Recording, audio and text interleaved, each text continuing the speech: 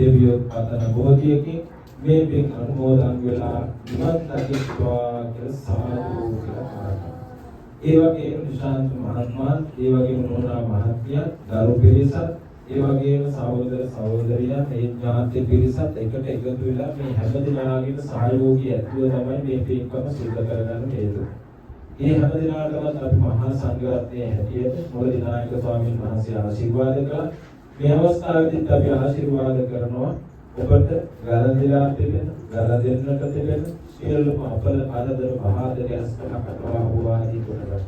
මේ සත්‍ය බුද්ධානුභාවේන සදා සුත්ති භවන්තු තේ භවතු සබ්බ මංගලතු සුඛිතාවන්තු ඥාතයෝ ධම්මක්ඛන්තු සබ්බ දේවතා සබ්බ ධම්මානුභාවේන සදා සුත්ති භවන්තු තේ භවතු සබ්බ මංගල